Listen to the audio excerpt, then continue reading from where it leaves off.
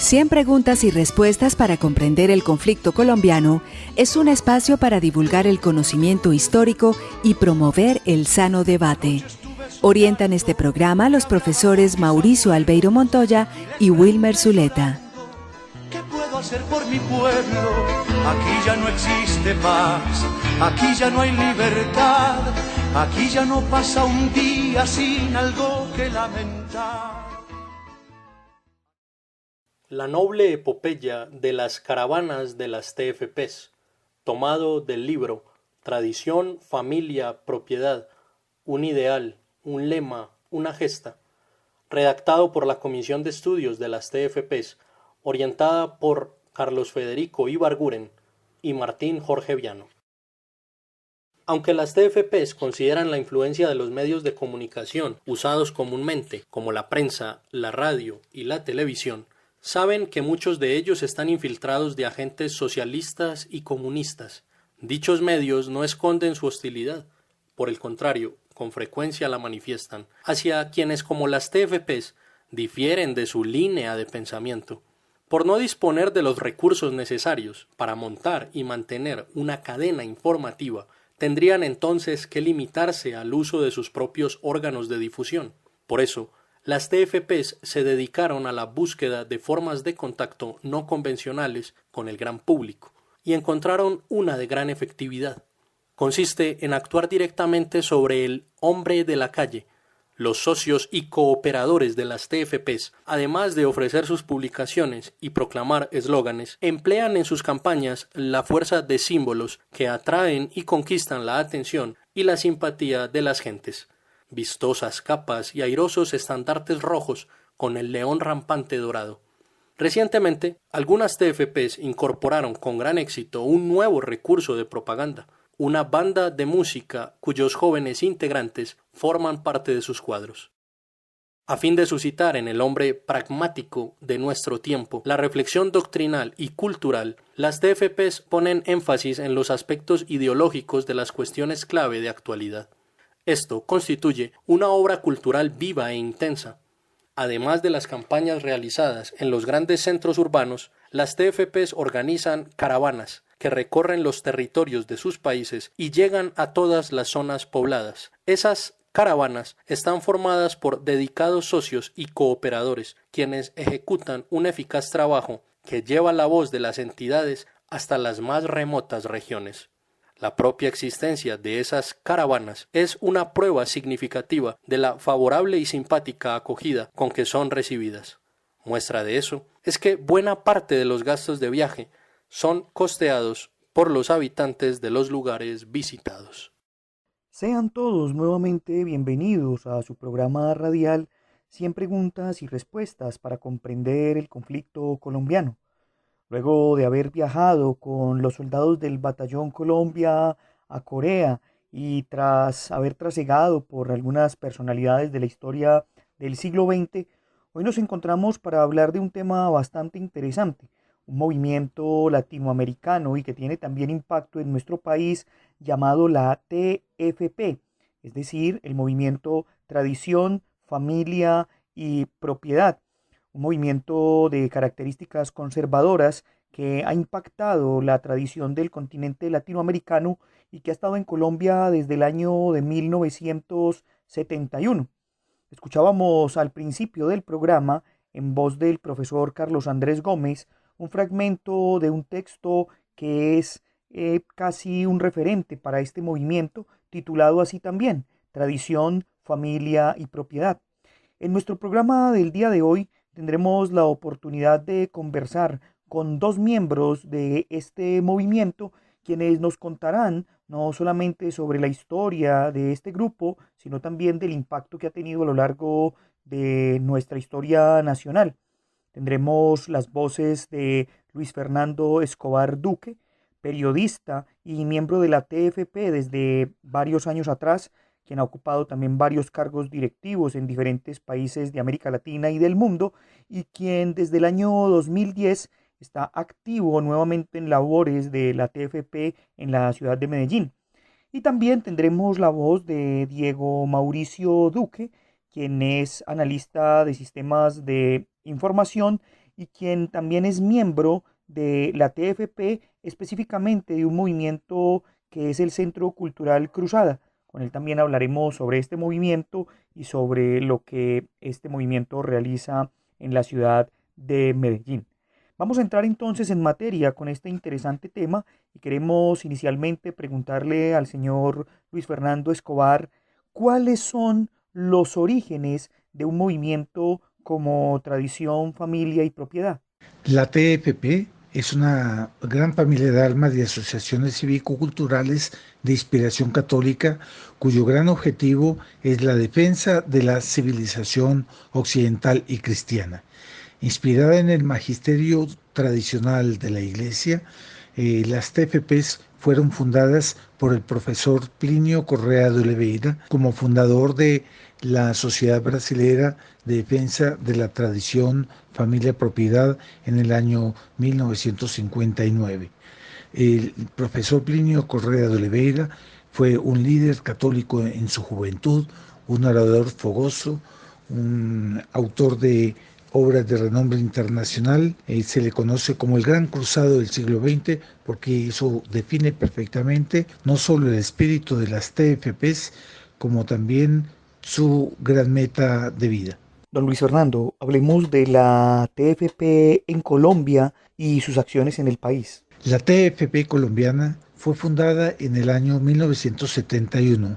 Inicialmente se fundaron dos asociaciones, una en Bogotá y otra en Medellín, en defensa de la civilización cristiana. Estas asociaciones fueron hechas por invitación de amigos de la TFP brasilera que visitaron contactos no solo políticos, sino de la rama civil en Colombia, de cuño conservador y más católicos. Por lo tanto, de ahí fueron surgiendo personas que se entusiasmaron con los ideales del reino de Cristo, de la civilización cristiana, que entendieron que teníamos una grande crisis en Occidente. Nuestro gran trabajo inicial podría decirse que fue la denuncia del Grupo Golconda. El Grupo Golconda, fruto del CELAM de Medellín de 1968, comenzó con grandes proclamaciones a favor de la reforma agraria, socialista y confiscatoria, y como siempre demagógica, diciendo que era a favor de los pobres. Nosotros, las asociaciones iniciales previas a la TFP preguntaron, interpelando públicamente al Grupo Golconda, que si esas afirmaciones, que de hecho eran afirmaciones comunistas, que por lo tanto si ellos eran comunistas, que lo dijeran sí o no. Por supuesto, esa interpelación en una Colombia todavía muy orgánica y casi familiar impactó profundamente en todo el suelo patrio, haciendo con que el cardenal Concha y Córdoba condenase el Grupo Golconda y prácticamente se deshiciese.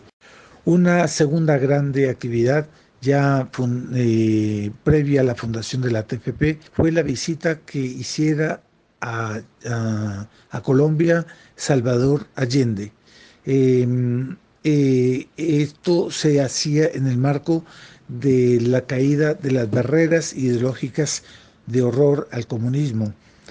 Todavía en una sociedad muy católica, muy inspirada en los principios católicos y respetuosa de su doctrina, los colombianos teníamos en ese entonces mucho horror al comunismo porque fuera condenado bajo pena de excomunión y se veía que era una secta filosófica atea, materialista, hegeliana, que era incompatible con el pensamiento católico. Por lo tanto, el venir un presidente comunista, marxista, ateo, a visitarnos era hacer caer las barreras de horror al comunismo y con eso iniciar el verdadero proceso de comunización de Colombia, de transbordo ideológico inadvertido en Colombia. Recogimos inicialmente 10.000 firmas, pero ella alcanzó su fruto, porque si bien que Salvador Allende llegó, él fue muy interpelado en el sentido de que no logró por lo menos suficientemente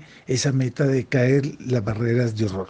Iniciándose ya la TFP en el año 1971, yo tuve el honor de conocer la TFP y pues la TFP se desplegó en una amplia campaña de denuncia contra la reforma agraria, socialista y confiscatoria. Se veía que detrás de esa reforma agraria estaba todavía Golconda, Monseñor Valenciano, y que daba como que la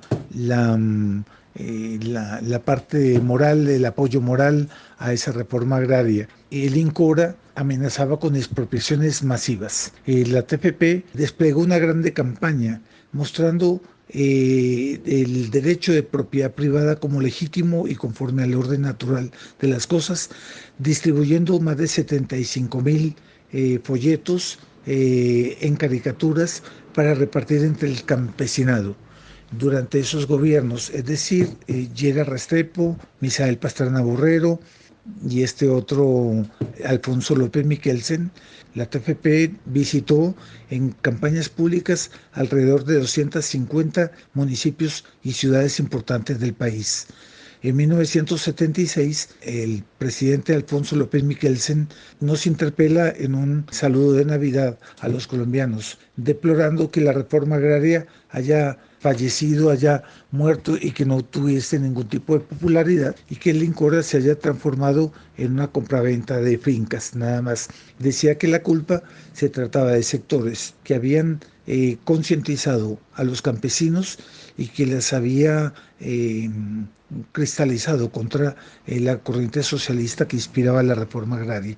Él nos invitaba a un debate para reanudar la reforma agraria.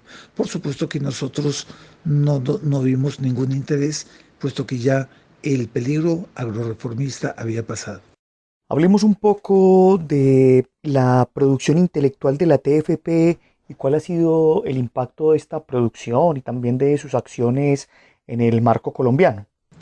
Yo pienso que el libro Reforma Agraria, Cuestión de Conciencia ha sido el que mayor impacto dio, porque la divulgación masiva en el país de ese libro entre los propietarios, entre los campesinos, entre la gente de bien, redundó en lo que yo afirmé arriba, el llamado de la Comisión Tercera del Senado para que nosotros presentásemos una sana política agraria. La interpelación que se hizo al grupo Golconda en el año 1969 para que ellos respondiesen si eran comunistas o no, y que dio en la condenación del grupo Golconda por parte del cardenal Conchín Córdoba, me pareció también que fue de grande impacto y tal vez uno de los más de mejores resultados. La publicación del parecer de 3 constitucionalistas mostrando que la ley permitía la legítima defensa en proporción de fuerzas contra la guerrilla,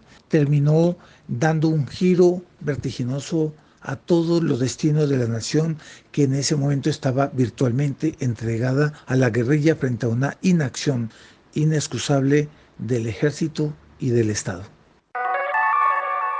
Usted está escuchando 100 preguntas y respuestas para comprender el conflicto colombiano. Don Luis, hablemos de su experiencia de vida en la TFP. Tuve el honor de conocer la TFP a un estudiante de la Universidad Pontificia Bolivariana. Frecuenté la sede de la TFP en Prado, donde también fueron muchos jóvenes que después se destacaron en la vida política y social del país y de la ciudad. Nos tocó un frente muy preocupante, el avance de la reforma agraria, socialista y confiscatoria. Publicamos para esos efectos un libro del profesor Plinio Correa de Oliveira, economista, Mendoza de Freitas, y de 2 obispos brasileros, Antonio de Castromayer y don Geraldo de Provenza-Sigot. El libro se llamaba Reforma Agraria, Cuestión de Conciencia, con un prólogo para la edición colombiana. El libro dejaba claro que el derecho de propiedad era legítimo y correspondía defenderlo, que por lo tanto era un falso problema de conciencia que debe distribuir la tierra para con los que no tenía, y llegaba con propuestas claras mostrando que la mejor manera de ayudar al propio campesinado era formar en el campo lo que hoy se llama agroindustria, es decir, un gran incentivo que generaría empleo y por lo tanto un aumento de calidad de vida en todo el campesinado. El empleo comenzaría a ser también un inicio de propiedad privada, de manera tal a que los más destacados podrían terminar siendo también otros propietarios y otros negociantes, y de esa manera generando riqueza. Por otra parte, como ya dije arriba, visitamos en campañas públicas de más de 250 ciudades del país, distribuyendo 75.000 folletos muy amenos, aptos para el campesinado en caricaturas, mostrando cómo la doctrina de la Iglesia y las encíclicas pontificias, especialmente la Rerum Novarum, rescataban el derecho de propiedad privada, que la propiedad privada no es una función social. Ella tiene una función social y que entre semejantes nosotros nos debemos ayudar. Pero para ayudar hay que tener, nadie da de lo que no tiene. Por lo tanto, se reivindicaba el derecho de la propiedad privada que era tan cuestionado por la reforma agraria. Eso dio en que la Comisión Tercera del Senado nos pidió que si nosotros nos oponíamos tanto a la reforma agraria, que presentásemos entonces un lineamiento de cómo sería una sana política agraria. Efectivamente, fue presentado un proyecto en la Comisión Tercera, en la que mostrábamos que se trataba sobre todo de incentivar la propiedad privada, de incentivar el empleo en el campo, de incentivar la producción, porque eso generaría riqueza para el país y mejor calidad de vida para los campesinos, que sería la mejor manera de poder desarrollar y acabar con la pobreza en el campo, que era exactamente lo que ellos estaban queriendo justificar.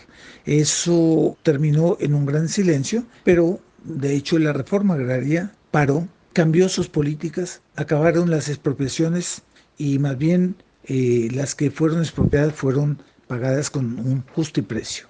Esa época fue la época de la juventud, fue época de grande idealismo, de grande entusiasmos, y teníamos la certeza que estábamos actuando por el bien y el futuro de nuestra patria católica, luchando contra el gran adversario de la civilización cristiana, esto es el comunismo. Posteriormente me pidieron en el año 1982 asesorar y ayudar a la refundación de la TFP peruana, que había sido víctima del socialismo del general Velasco Alvarado. Terminado el gobierno de este general, la TFP vuelve a sus actividades y tuve oportunidad de ayudar en la parte de invitación a jóvenes estudiantes universitarios y profesionales, de manera tal que se fueron formando núcleos de adhesión en torno a los ideales de tradición, familia y propiedad, que después dio en el núcleo peruano tradición, familia, propiedad. Después de la traición de los Caballeros de la Virgen, de los Heraldos del Evangelio, esa misma asociación, viéndose traicionada por sectores internos que fundaron los Caballeros de la Virgen y que también amordazaron la TFP en Perú, ellos fundaron la Sociedad Peruana Tradición y Acción. Posteriormente colaboré con la TFP brasilera, la TFP decana, en la actividad de corresponsales y esclarecedores en las campañas públicas que en ese momento se daban en una coyuntura. Era el Foro de San Pablo naciente, era el fin del comunismo, el desprestigio del comunismo, pero la nueva estrategia del comunismo que nacía metamorfoseado. Tuve oportunidad de ayudar a amplias denuncias que ya en esa época se daban, es decir, entre el año 2000 y el 2006. Era el año 2006, los pocos que quedamos con los ideales de tradición, familia y propiedad, no nos conformábamos con que Colombia no tuviese más ese referente que siempre fue la defensa de la civilización cristiana, que la TFP siempre, realizó y favoreció tanto a nuestra nación. Por lo tanto, nos decidimos a repotenciar la acción, desplegando una invitación a la juventud a plegarse.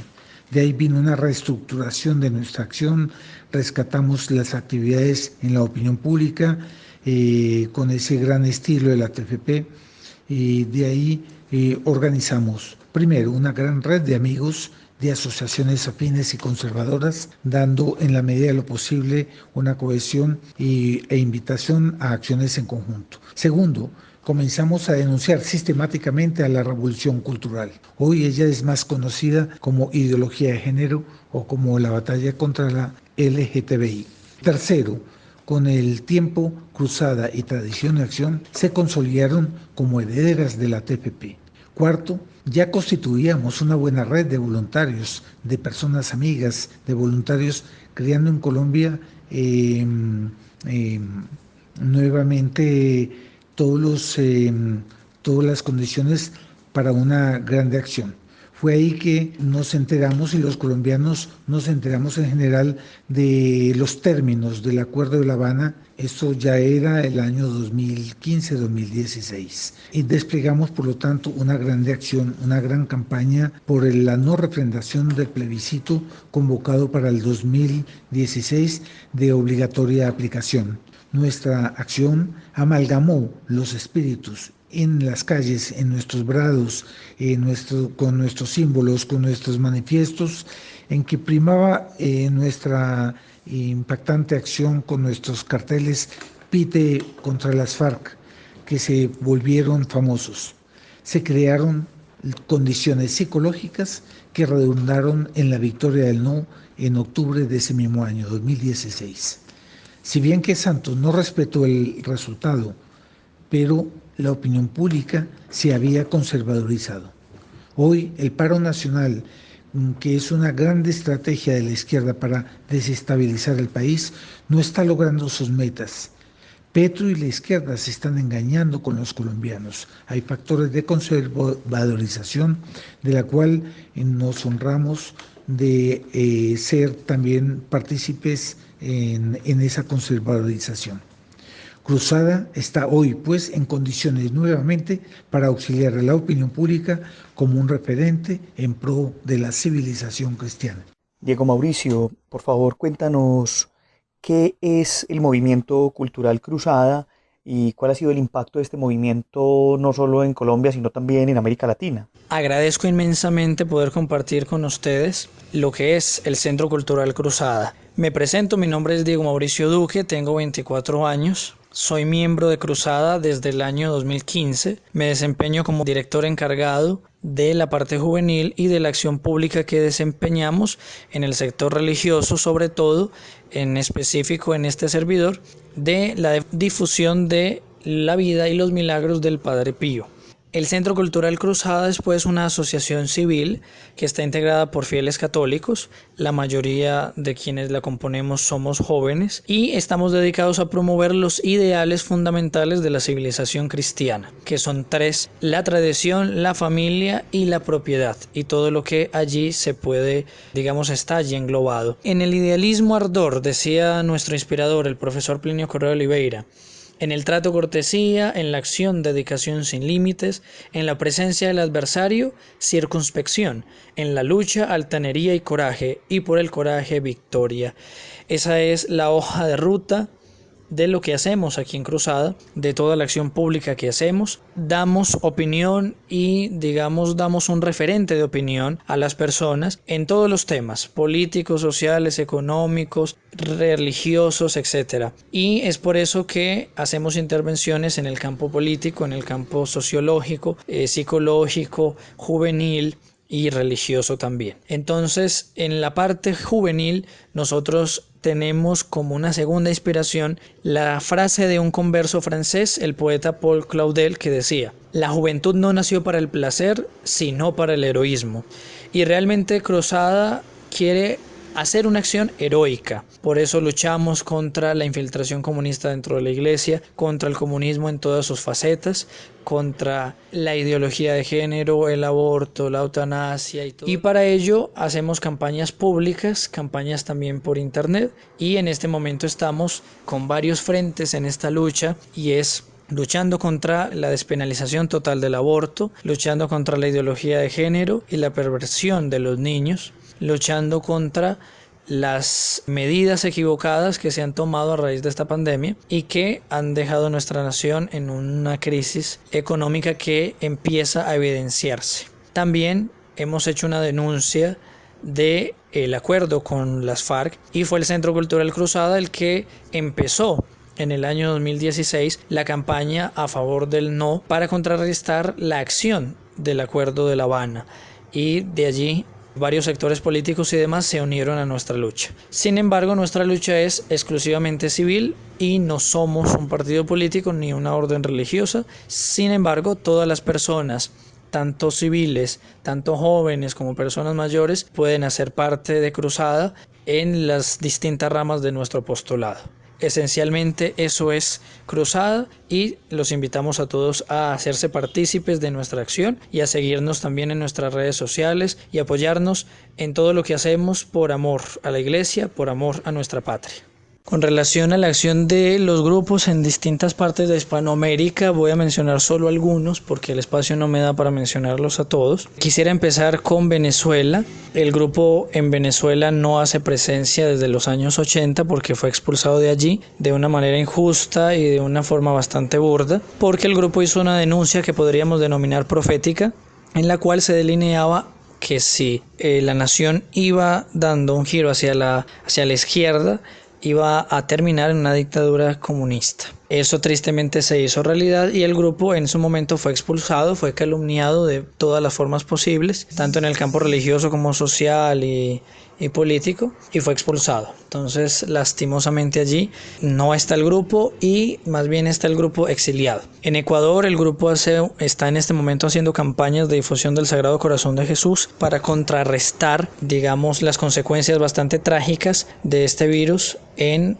la nación ecuatoriana. Ha sido bastante fuerte lo que ha sucedido en esa nación, y ellos entonces están haciendo difusión de la devoción al Sagrado Corazón de Jesús. Luego en Argentina, el grupo allí está haciendo toda una labor de esclarecimiento a la opinión pública en lo que tiene que ver con la revolución cultural, entonces mostrando cómo es el daño que se está causando por medio de las medidas implementadas a este virus también y otras más que van destruyendo y minando la verdadera Argentina. Ellos allí incluso también han tenido una lucha bastante fuerte contra el aborto. Es una nación que ha reaccionado bastante contra esos errores, incluida la ideología de género. Y hablando de la ideología de género, el grupo de Chile lleva como punta de lanza este tema, que lo ha combatido bastante allí en Chile, y en este momento se ha concentrado en lo que está pasando con la nueva constitución.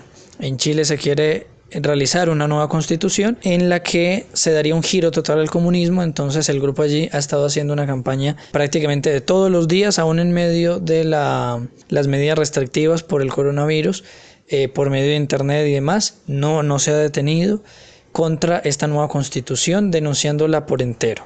Luego, el grupo de Paraguay y ya en otros lugares ha hecho una difusión de un libro del señor Gonzalo Larraín Campbell, un miembro del grupo fallecido hace poco, y que habla de la acción del doctor Plinio Corrêa Oliveira. Ese libro también lo estamos difundiendo en nuestra nación y así en otros lugares, incluido Estados Unidos, etcétera, para dar a conocer a todas las personas la acción del profesor Plinio Corrêa Oliveira. Entonces, más o menos son las acciones que están llevando a cabo el grupo en distintos países. Me olvidaba de Perú. En Perú el grupo está haciendo toda una difusión del mensaje de Nuestra Señora de Fátima. Es uno de los países donde esta difusión ha llegado a todos los rincones de esa nación, y adicionalmente contrarrestando toda una campaña que se viene haciendo desde el gobierno, que también empieza a ir a medidas comunistas.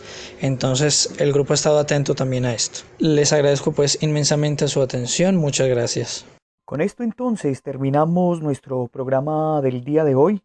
Agradecemos a Luis Fernando Escobar, a Diego Mauricio Duque, a Carlos Andrés Gómez por haber participado en este interesante tema sobre el movimiento Tradición, Familia y Propiedad.